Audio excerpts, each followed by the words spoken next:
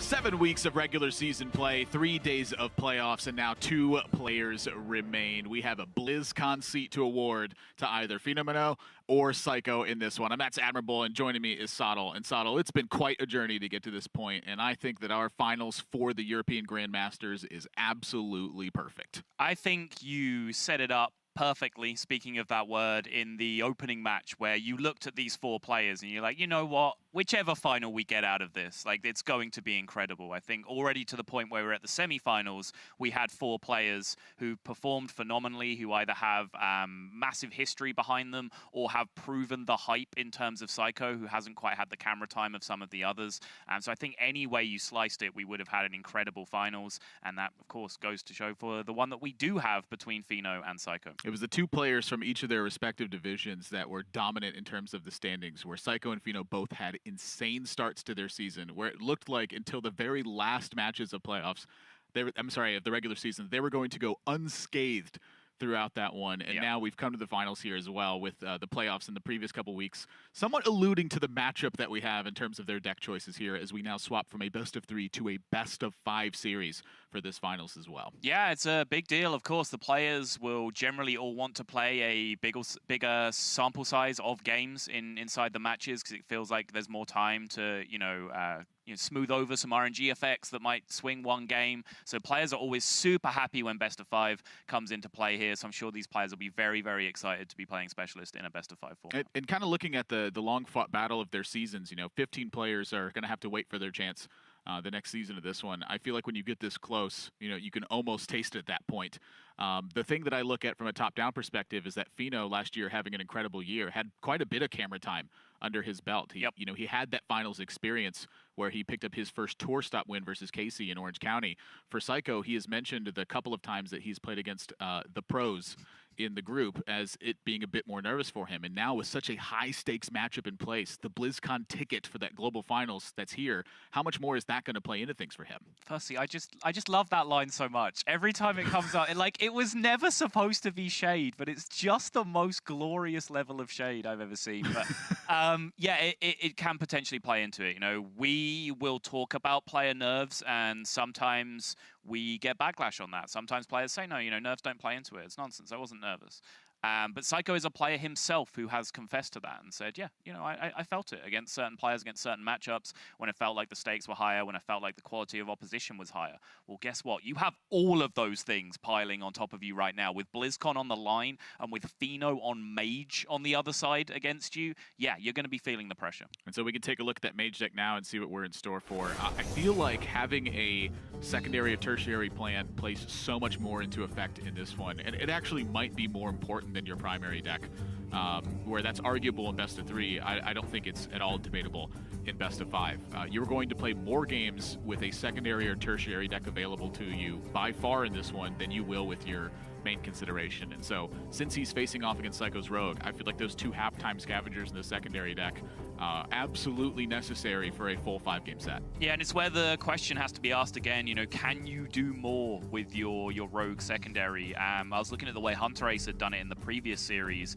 He was actually playing 2 Frostbolt's main deck, so then when just those 2 halftime scavengers came in alongside that, he was putting together quite a solid anti-rogue package, whereas Pheno, just with those 2 halftime scavengers, like you said, he can be playing up to 4 games in this series against Rogue with that tech. Yeah, and taking a look at Psycho's deck, that Rogue deck, the tech that he has brought, a bit of a divergence in that secondary deck where the mainstay had been 2 Walk the Planks, 2 Fairy Dragons, and a Betrayal, opting to exchange one of the Walk the Planks for an Eviscerate, to both have an option of removal but also to act as burst damage if you need it. Yep, we talked about it a fair bit in the previous series, but if you're just joining it, that is kind of the one diversion from what is otherwise a pretty standard secondary deck build to bring against Mage. We did see in the second game the Walk the Plank potentially coming in clutch, but Hunter Ace was able to kind of blow past that with some ridiculous Conjurer's Calling outcomes. But it's definitely the go-to deck and has been for Rogue since very, very early on in Specialist. And again, also, we're talking about the fundamental principle of what the Rogue deck is meant to do versus Mage in the matchup. I feel like it's meant to just pressure the opponent when they don't have the ideal draws. When they don't have explosive turns and they don't have crazy nonsense going on, those are the games you're going to win as Rogue. You have a very consistent plan to punish them for weak draws. you are not going to beat their most absolute powerful things that they can do, but they have to have picture-perfect cards for that. Here it goes. Psycho on Rogue, Pheno on Mage, BlizzCon spot on the line, Global Finals spot on the line. Pheno not even waiting for us to get into game before he rips that magic trick. He's ready to go. He is. I would say that neither of these players have shied away from pace of play when they're confident in the actions they're going to take. Yep. Both players that went their feet. Whoa, okay. All right. You saw the look on Pheno's face where it's like, well, I guess if that's the draw, I'll do the thing. Spell, spell, spell, Mana Cyclone. Pheno's seen this movie before. He's going to spoil the ending. You play Mana Cyclone on 2 when the game hands you that. And honestly, pretty reasonable pickups, I would say. They're not strong in terms of what he's going to set up, but they help fill up his hand. And when you're going second, that's one of the tougher things to do, I feel, is fill up your hand and get something done if you have a giant. That's a good point. Definitely a little slow in the immediacy. If Psycho can pick up some big tempo plays of his own and start piling on pressure, certainly will give him some options later on if it does need to come down to hand size. Astral Rifts get cheaper with the Sorcerer's Apprentice. He's got another mirror image to add, and you see how Psycho focuses strictly on board presence. Goal number 1, get things in play. Goal number 2, disrupt the opponent and start attacking.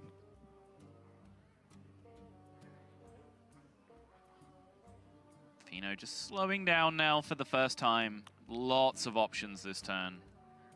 Seen both SIs being played, which are one of the key ways that Psycho would use to kill a Sorcerer's Apprentice, for example, which gives some upside to have that on the board here, protected by some mirror images. There's actually only a handful of ways it dies, which would be number 1, Backstab.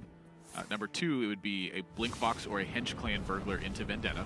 Yep. And then number 3, an Evil Cable Rat into Kobold. a Kobold Lackey. Yep. My assumption is if he's playing Sorcerer's Apprentice, that mirror image is coming down alongside it. For sure, yeah. But, you know, clearly interested in keeping his hand size up. Gets a pretty ideal outcome from the Cinderstorm in that spot.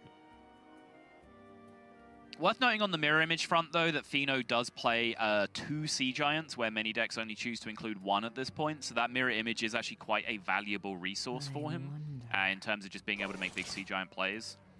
So the longer he can hold on and be a bit greedy with that, the better he can get a payoff. And that is the dream on turn 5 against this board state. And I think you see that look from Pheno. Is like, all right, dealer. If you're going to be like that, I'll take it. Yeah, I mean, you're okay with not restoring life for this card if it means that you're keeping your opponent at bay. Yep. And I think that's really the big trick for Psycho here. It's easier for him, I think, to just present some counterplay against the Ziliax. But the problem is that he needs to present counterplay against the Ziliax. Right.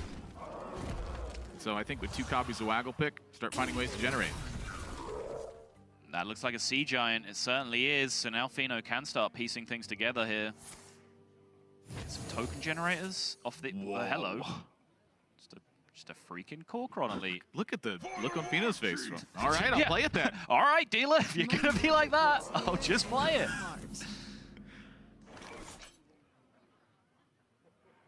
Always Shadow Step, the Novice Engineer. This is what I've learned. What if Psycho is so attuned with the Shadow Step Novice line of play that when he doesn't have a Shadow Step, his Novice just always draws a Shadow Step? Whoa. Yeah. What if you already have a Shadow Step equipped to your hero? Do you then always draw Novice Engineer? Yes. Yeah, I think that checks out. No, I mean, so far in our instance, we have a 100% hit rate. Yeah, 100% hit rate. Boom. Was it ever in doubt? Psycho picks up the Novice Engineer. You like my invention? Ooh, does that Burglar change things? Indeed. Why not take the extra card? Choose soon. Arcane Shot seems the most likely on the surface. Snake Trap kind of plays into part of your opponent's game plan, which is Sea Giant. Arcane Explosion just far too weak an AoE effect to really have an impact on mage boards. 2 damage AoEs can actually be relevant in the matchup because of the ability to nuke, Apprentice, Cyclone, Khadgar, Mirror Images, all those kind of boards. 1 damage, it's not doing anything. Yeah, we got a major turn here as well. Sea Giant, playable. Very playable. Becoming increasingly playable. Let's go ahead and do that first, just in case. Yeah, 1-drops here potentially can come down. I'll have the extra mana, so why not? Yep. And keep Life pushing the issue. Drinker. A little bit of healing from the Life Drinker could come in clutch if it comes down to it. But Psycho. right now, it's looking like Fino does not have that problem. Psycho's in some trouble. Does have a Sea Giant of his own, though.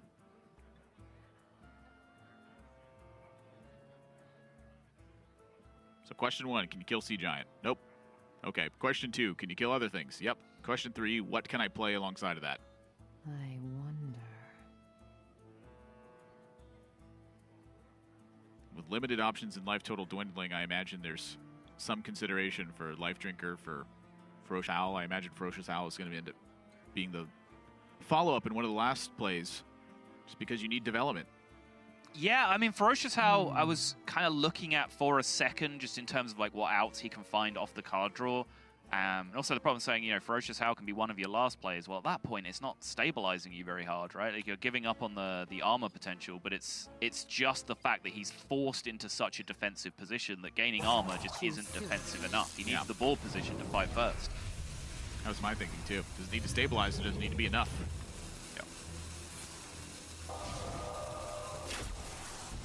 So yeah, we end up with the play that Admirable alluded to. Kill the other things, just contest the Sea Giant and just stabilize your health total with what little means you can. And now with Fino's side, how much damage can I deal and how long can I deal it for? Well, Frost Nova gives you a lot more time. It's a simple game in Admirable's head. Well, can I hurt my opponent a lot? Well, once this point has been established, that's when I understand. Like, I think Fino's play early on gave you an idea of where his head was at. Let's start chipping away at life total. You know, his look when he generated the Core Chron Elite off Astro Rift, and like, yeah, might as well do it. Yeah, when life gives you a Core Chron Elite, you make Core Chron 8. That's just how it works.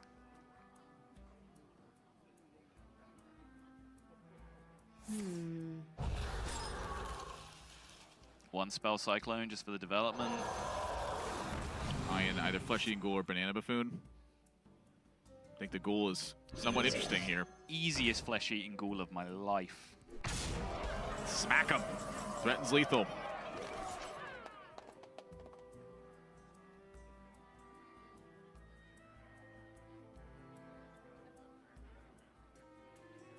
$12 showing. 13 with the ping. If you kill a minion, it keeps going. Yep. Which means Psycho must be purely defensive this turn. And this looks like about the most defensive thing he can do.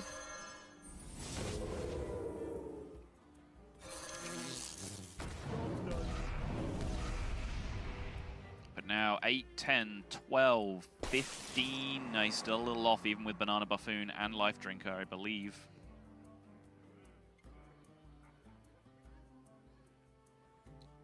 So 12, Life Drinker is 15. Bananas plus the Buffoon is 17. If you could spend all your mana and hero power.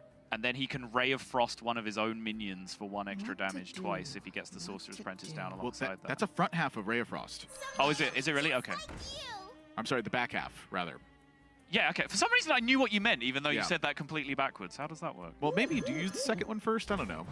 The first one has Twin Spell, the second one doesn't. Second one? Well, think about it. The first one has Twin Spell, the second one doesn't.